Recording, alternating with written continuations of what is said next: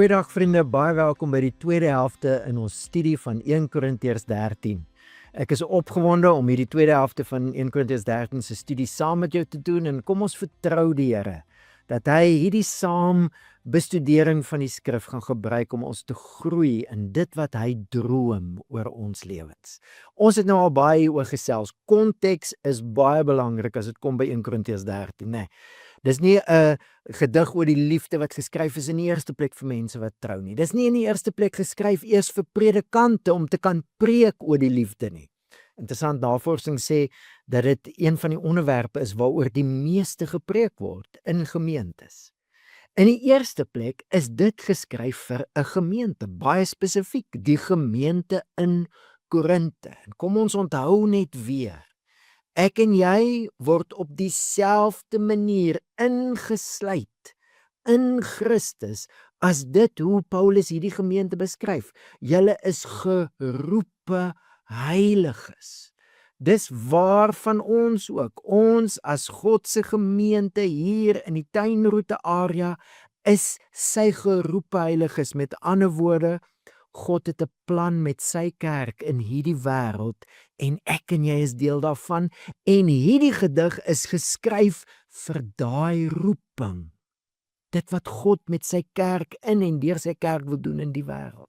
En ons het gesien daar's groot foute in die gemeente. Ons sien dit duidelik in die eerste deel van die gedig. Ons kan baie maklik as ons die gedig hoor, die liefde, praat ek die tale van mense en engele, maar ek het nie die liefde nie. Dit kan vir ons na mooi beginselwaarhede klink. Vir hierdie gemeente was dit 'n skok, onthou jy? In die begin van die brief skryf Paulus al dat hy God prys vir al die dinge waarmee God hierdie gemeente geseën het. Gaan lees dit 'n bietjie in 1 Korintiërs 1. Hy het hulle geseën met allerlei kennis en gawes en geloof en baie dinge wat hulle het. Maar nou in die eerste deel van hierdie gedig maak Paulus dit baie duidelik, al daai werkinge van die Heilige Gees, gawes en kennis, al daai dinge is betekenisloos as die uitnemende werk van die Gees, die grootste, die heel beste, hoe sê Paulus, die uitnemender weg. Dis mos hoe hy die gedig inlei aan die einde van hoofstuk 12. As dit afwesig is, word aanbidding vals, word gawes betekenisloos, word selfs my opoffering iets wat eintlik op niks uitloop nie. En vir hierdie gemeente moes dit 'n geweldige skok gewees het, want hulle het na hulle gawes en na hulle bedieninge en na hulle kennis en na hulle geloof gekyk en hulle het amper gedink hulle het gearriveer. Paulus hoor hoe hulle met mekaar werk. Daar's party mense wat ander mense in die gemeente minag, party voel minderwaardig, daar's verdeeldheid en terwyl hy kyk na hierdie mense, ja, hulle het baie kennis, maar hy sê hulle kennis maak hulle opgeblaase, puffed up.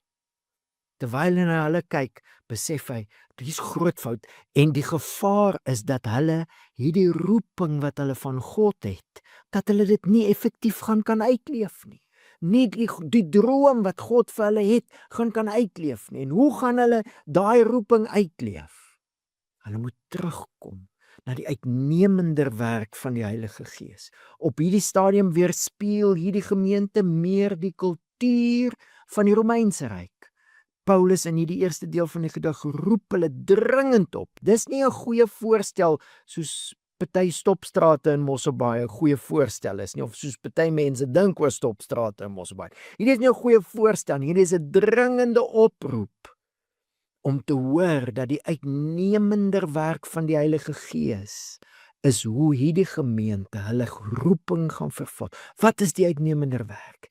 Die liefde van Christus. Wanneer die liefde van Christus vir mekaar in die gemeente groei, gaan hierdie gemeente, al die ander dinge waarmee die Here hulle geseën het, gaan hulle dit kan gebruik om mekaar op te bou, sodat ons roeping in die wêreld kan vervul. Vriende, dis vir hulle waar, dis vir ons waar, die plan van die Here het nie verander nie, die roeping het nie van die Here het nie verander nie, die hoe van God se koninkryk uitleef, sy koninkryk weerspieël. Nie die kultuur van ons dag of die koninkryke van hierdie wêreld nie, maar sy koninkryk te weerspieël.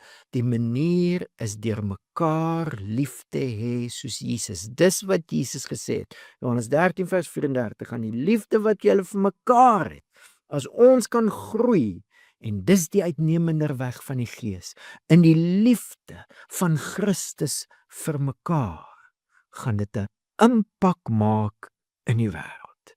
Hoe lyk die liefde van Christus vir mekaar? Liefde bly geduldig, liefde gee om. Liefde is nie jaloers nie, spog nie en is nie verwaand nie. Liefde tree nie onbehoorlik op nie, jaag nie eie belang na nie, is nie lig geraak nie. Dit hou nie boek van die kwaad nie, is nie bly oor onreg nie, maar is saam bly oor die waarheid. Dit bedek alles, glo alles, hoop alles, verduur alles. En dit het jou ook opgeval as ons kyk na hierdie beskrywing van wat liefde doen en nie doen nie, wanneer 'n gemeente groei in die liefde van Christus vir mekaar, het jou ook opgeval, hy begin met geduld, hoe sê die Engels, long suffering, en hy eindig met verduur alles. Hierdie uitnemender weg is nie kits nie. Hierdie is nie vinnig nie, is 'n lang pad. Dis 'n belangrike, dis die uitnemendste, beste werk van die Heilige Gees, maar dis 'n pad wat die Heilige Gees met ons wil stap, sodat ons kan groei in die liefde van Christus vir mekaar. En om vandag af te skop, wil ek een ding weer beklemtoon. Vriende, daar's baie skrifgedeeltes wat my en jou oproep tot persoonlike geestelike groei, en dis baie belangrik. Maar die groei waarvan 1 Korintiërs 12 en 13 praat, is die groei in ons as die liggaam van Christus. Dit is nie net individue wat groei nie, dit is die liggaam wat groei in hierdie liefde vir mekaar. En dit is hoe ons 'n impak in die wêreld gaan maak. En dit is wat Paulus ons leer in 1 Korintiërs 12. Nee, ons is die liggaam van Christus en ledemate van mekaar. Dis hoe ons groei. Persoonlike geestelike groei, baie belangrik. Maar die fokus van 1 Korintiërs 12 en 13 is die groei van die liggaam. Ek wil dit soms nog net vreemd wees, né? As my hand, my pinkie geweldig groei en die res van my hand bly klein. Ons sal sê dis gebreklik. Dit gaan oor die groei van die liggaam. En ek wil jou vra, ons is nou in die tweede helfte van hierdie studie. Dit beteken daar's commitment by mense wat nou nog deelneem. En dit sê vir my, ons kan 'n bietjie meer direk met mekaar ook praat in ons groepe. Ek wil jou vra, in hoe mate het julle groep, julle kampus, ons as 'n gemeente al gegroei in hierdie liefde? Liefde wat langlyne span en bly omgee, omdat ons bedek alles, glo alles, hoop alles, verduur alles, omdat ons 'n toekomsvisie het van wat God met sy kerk wil doen, bly ons committed teenoor mekaar. Dit gaan nie oor onsself nie, dit gaan regtig oor die groei. In hoe mate het julle as 'n groep al gegroei in die liefde van Christus vir mekaar? En kan ek die vraag verder vat? In hoe mate het jy al doelbewus, intentioneel deelgeneem? Ek bedoel, die feit dat jy opdaag is klaar, doelbewus en intentioneel. Nee, jy neem deel, jy's committed. In hoe mate het jy jouself daarop toegespits al? Geduld wat omgee, lank aanhou omgee. Nie jaloers nie, ek dink nie te min vir myself of te veel vir myself nie. Ek tree nie onbehoorlik op nie. Hoe lyk jou deelname, sodat julle groep, julle kampus, ons as 'n gemeente en ook die breë kerk van die Here kan groei in hierdie liefde van Christus vir mekaar? Bid jy vir die groei van jou groep? Vra jy intentioneel vir die Here om jou te gebruik? As daar dinge gebeur wat miskien nie vir jou lekker is in die groep nie, hoe tree jy jou op? Hoe luister jy? Watter woorde kies jy om deel te neem? Hoe lyk jou deelname aan die groei van jou groep?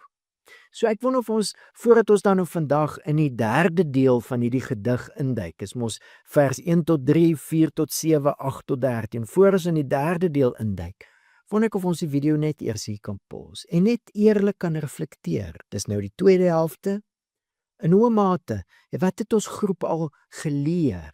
Wat het ons al geïmplementeer? Waar het ons al gegroei in hierdie liefde van Christus vir mekaar? Waaroor sal ons meer wil leer? Waarin het ons nodig om meer te groei as dit kom by Christus se liefde? En hoe lyk my persoonlike deelname aan hierdie groeiproses? Kom ons pause die video, ons gesels so 'n bietjie hieroor en dan kuier ons verder.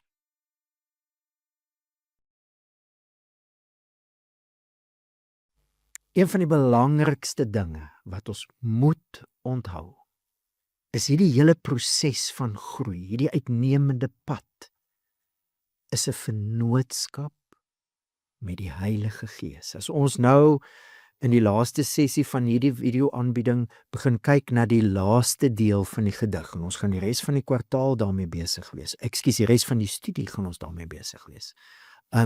Dan gaan dit nog meer prominent uitstaan. Dit is die werk van die Heilige Gees. En ons werk saam met hom. As ons nie saam met hom gewerk het nie, hoekom sal Paulus dan skryf? Die liefde bly geduldig omgee. Lang lyne span. Dis hoe ons met mekaar werk. Ons dink nie nou net aan nou nie. Ons dink aan 'n toekoms, lang lyne span, en daarom bly ons aan omgee. Ons dink nie te veel of te min van onsself nie. Nie jaloers nie, nie verwaand nie, spog nie. Ons kyk op 'n ander manier na mekaar, en in die lig van die liggaam van Christus kyk ons op 'n ander manier na onsself. Ons het 'n aandeel. Liefde onderskei wat nodig is. Dit tree behoorlik op. Dit onderskei, okay, hier is miskien 'n bietjie stilte nodig. Hier is net 'n skouer nodig. Hier is 'n direkte vermaaning nodig, 'n aanmoediging. Hier is 'n teregwysing nodig. Tree behoorlik op. Die liefde hou nie boek van die kwaad nie. Met ander woorde, ek onttrek nie net as dinge nie na my sin is nie. Dit hou ook nie boek van die kwaad, en ek onthou, ja, jy dit en dit gesê, of jy dit en dit nie gesê nie, nie gedoen nie. Die liefde hou nie boek van die kwaad nie. Die liefde sit nie sy stempel op dinge wat nie reg is nie, nie God se koninkryk reflekteer nie, nie goed is vir ons of vir ons samelewing nie, maar dit is bly, dit vier fees as dinge soos dit is in die hemel, so op die aarde begin reflekteer, God se koninkryk, die waarheid van wie God is en van wat hy aan die doen is in ons wêreld. Hoekom sal Paulus hierdie dinge skryf as dit nie juis 'n oproep is dat ek en jy nou saam met die Gees kan werk aan hierdie dinge? Veral hierdie laaste 4 werkwoorde. Bedek alles. Skep 'n veilige omgewing. Hoekom? Vriende, mense groei nie in 'n gemaksone nie. Kom ons sê dit nou eerlik vir mekaar. Enige groeiproses is challenging. Dit impliseer verandering, né? As ek nie verander nie, groei ek nie. Maar vir mense om te kan verander, om te kan groei, moet hulle veilig voel. Ek en jy werk saam met die Heilige Gees. Bedek alles. Ons sit 'n dak oor hierdie ruimte. Dis veilig hier. Glo alles. Ons glo in God. En omdat ons in God glo, die werking van Christus, ons is in Christus, sy geroepe heiliges. Wie ons is in Christus, groei ons nou in, hier in Korinthe, hier in die tuinroete. Maar omdat ons in God glo, kan ons ook in mekaar glo. Want ons glo nie in mekaar nie, ons glo in die werk van die Gees, God se Gees, in mekaar.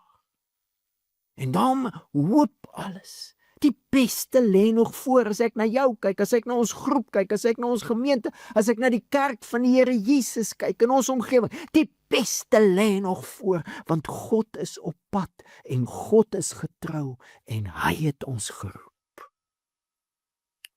Die liefde bedek alles, glo alles, hoop alles, verduur alles. Gaan nie maklik wees nie en dit gaan nie kits wees nie. Dis 'n pad wat die Gees saam met ons stap. Ons is nie hier om mekaar gemaklik te laat voel nie.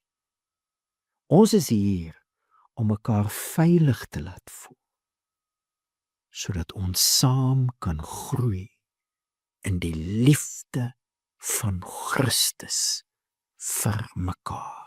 Soos ek julle liefgehad het, moet julle mekaar lief hê. En dit gaan 'n impak maak in hierdie wêreld. En vriende, God het die liggaam so saamgestel. Paulus sê dit, ons het dit nou ook aangehaal. God het die liggaam so saamgestel sodat daar nie verdeeldheid in die liggaam sal wees nie, maar dat die ledemate in gelyke mate vir mekaar sorg. Ek het laas jaar 'n klein fietsongeluk gehad en moes 2 skoueroperasies kry en toe in 'n hele rehabilitasieprogram ingaan. Wat omtrent 'n jaar gevat het. Dis nou 'n jaar later en ek het krag herwin, maar dit sal glad nie gewerk het as my liggaam nou vir my skouer gesê het, luister, jy het hulp nodig, gaan bietjie gym toe nie. Dit het my hele liggaam gevat om my skouer by die gym te kry, sodat my skouer kon oefen en weer sterk word. Wanneer Paulus praat oor die liggaam van Christus, is dit God wat ons vir mekaar gegee het, sodat ons onsself tot beskikking van die Heilige Gees kan stel, sodat die Gees ons kan gebruik om mekaar op te bou, dat ons saam kan groei in die liefde van Christus vir mekaar. En ek het agtergekom in ons gesprek, is dit iets waarmee ons sukkel. Ons kan maklik praat oor die liefde van Christus wat ons moet uitleef, maar ek kan net die liefde van Christus uitleef as ek dit ook ontvang. En vriende, een van die maniere hoe ons aanhou om die liefde van Christus te ontvang, is deur mekaar. Nie deur mekaar nie, deur mekaar. Hierdie vennootskap met die Heilige Gees is 'n liggaam. Die Gees het jou in die liggaam van Christus ingedoop, sê Paulus in 1 Korintiërs 12. So kan ek jou vra, en ons gaan dit nou sien in die 3de deel van die gedig ook, die werking van die Heilige Gees staan nog meer prominent uit in die liggaam van Christus, as ons kyk na die 3de deel. Maar kan ek jou vra, het jy al jouself tot beskikking van die Heilige Gees gestel? Dat hy jou kan gebruik in jou groep, in jou kampus, in ons as 'n gemeente, in die kerk van Jesus, jou kan gebruik sodat ander kan aanhou om die liefde van Christus te ontvang. Het jy jouself al tot beskikking van die Heilige Gees gestel, dat hy jou kan gebruik om die liggaam op te bou? Dit bring 'n heel ander ingesteldheid, wanneer ek nie meer vra, hoe kan ek opgebou word? Maar wanneer ek ook begin vra, hoe kan ek tot beskikking van die Heilige Gees wees, sodat hy my kan gebruik om ander op te bou, sodat ons kan groei in die liefde van Christus vir mekaar. En ek wonder of ons nie net gou weer die video hier kan pause en net 'n bietjie oor dit gesels, voor ons in die 3de deel van die gedig induik. Net hieroor gesels, wat kom by jou op as jy hoor dat die Heilige Gees jou wil gebruik, sodat die res van die liggaam aanhoudend die liefde van Christus ook deur jou kan beleef, op verskillende maniere, deur hoe jy luister miskien, al daai dinge wat ons gelees het, deur geduldig om te gee, deur nie te veel of te min van jouself te dink nie, deur nie te boek te hou van dinge wat verkeerd is nie, maar juis bedek alles, glo alles, hoop alles, verduur alles. Dit bring 'n heel ander ingesteldheid as ek daai vraag begin vra. Wat kom by jou op as jy hoor dat die Heilige Gees jou wil gebruik vir die groei van die liggaam van Christus, in die liefde van Christus vir mekaar. Miskien kom daar 'n dadelike gedagte by jou op oor hoe die Heilige Gees jou kan gebruik. Miskien kom daar emosies op. Miskien 'n vraag. Miskien Hawkeye. Ek weet nie of ek reg is hiervoor nie. Maar kom ons deel 'n bietjie wat dit kom by ons op wanneer ons hoor dat die Heilige Gees ons wil gebruik. En dan begin ons gesels oor die laaste deel van hierdie gedig.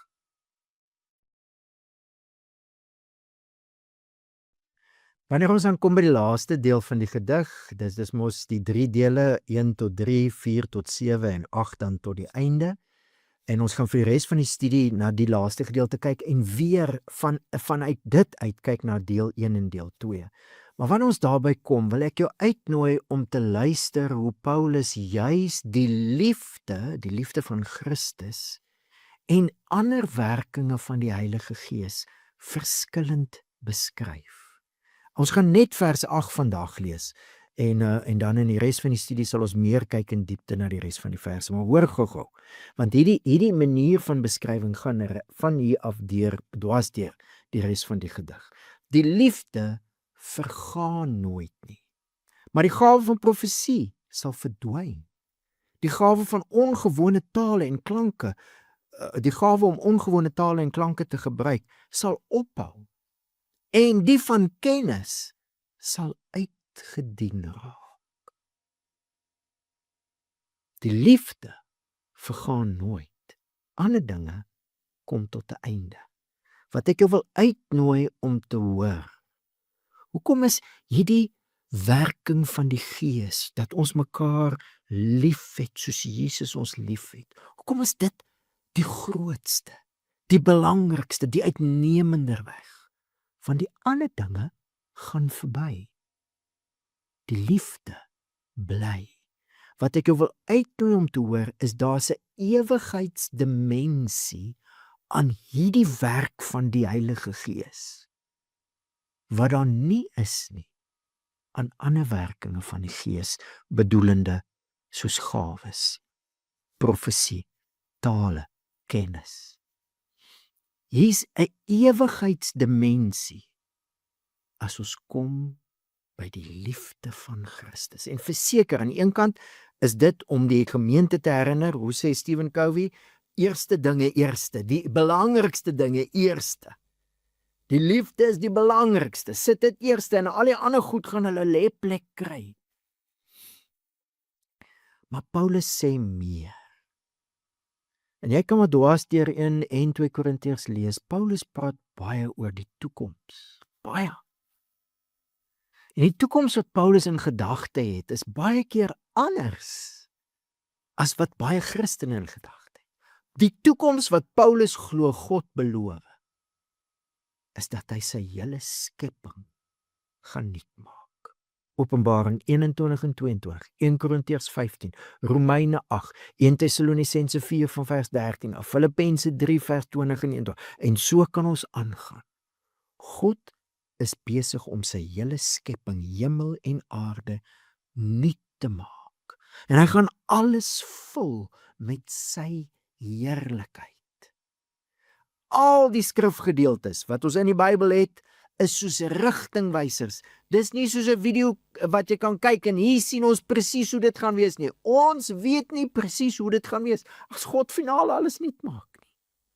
Maar wat Paulus hier skryf is dieselfde Heilige Gees waarmee daai proses begin het, waardeur God Jesus se liggaam uit die dood uit opgewek het, nuwe skepping. Dieselfde Heilige Gees waardeur God op die ou einde alles nuut gaan maak en alles gaan vloed. Ek weet nie hoe om dit in Afrikaans te sê. Flood met sy heerlikheid. Hoe gaan dinge wees wanneer God alles in alles is? Die liefde gaan een van die uitstaande kenmerke wees van die nuwe skepping. En wat Paulus sê, ons, deur die werk van die Heilige Gees, het nou al deel aan daai ewigheid. Nuwe skepping het reeds begin.